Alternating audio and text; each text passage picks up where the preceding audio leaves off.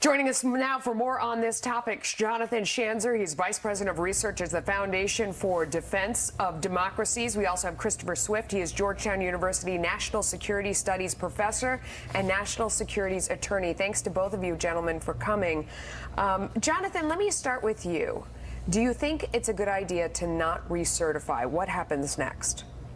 Well, I think we need to distinguish between decertifying and walking away from the deal. Okay. What the president is doing is he's kicking this to Congress. He's saying that he no longer sees this deal, or that he doesn't see this deal, as being in the national interest of the United States. He has questions about enforcement. He has questions about Iran's regional activities, its ballistic missile activities, and he's asking not only Congress, but the international community, the nuclear deal negotiators, to go back and look at ways to fix this. He's thrusting all of this into a period of uncertainty, of instability, but he is not walking away from the deal. So he's trying to get people to fix the problems that I think many of us have long seen in this deal. Christopher, one of the biggest problems is that when President Obama was walking around selling this, and we all remember the phrase, he said there would be anytime, anywhere inspections, and there would be snapback sanctions.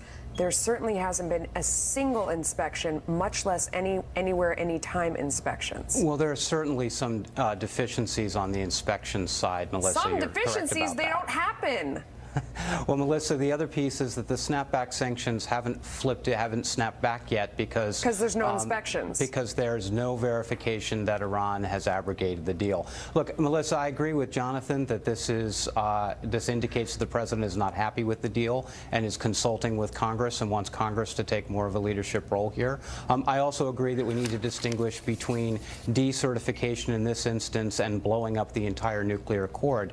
The question I have for the administration is, if you have a problem, why do we think we can solve it by making it bigger?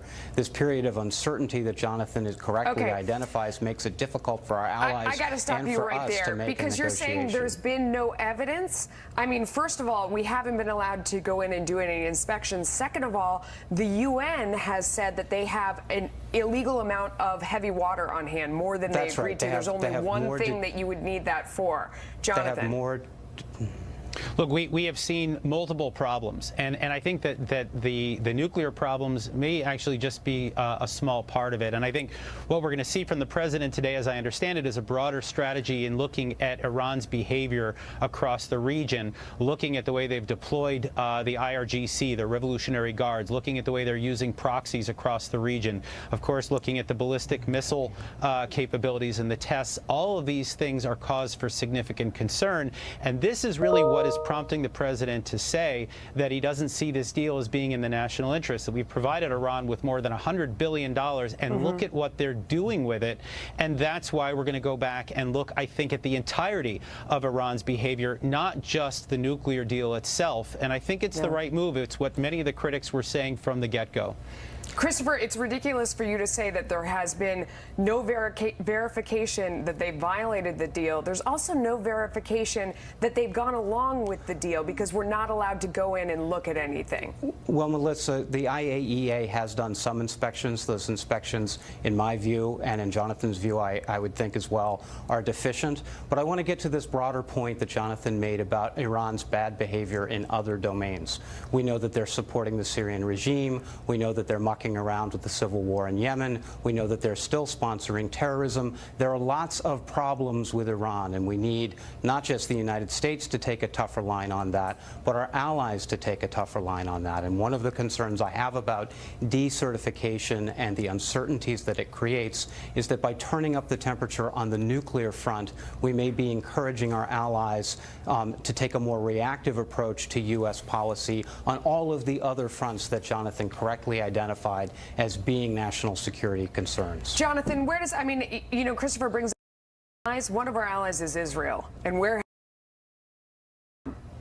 Well, the Israelis have been irate over the deal itself. They felt very exposed. They felt hung out to dry by the Obama administration. I think they're pleased to see this half measure. I think you actually even see people in Israel who are saying, don't destroy the deal, fix the deal. And actually even Benjamin Netanyahu, the Prime Minister of Israel, said, fix it, not nix it, right? At a certain point, you might have to nix the deal, but he wants to fix the deal.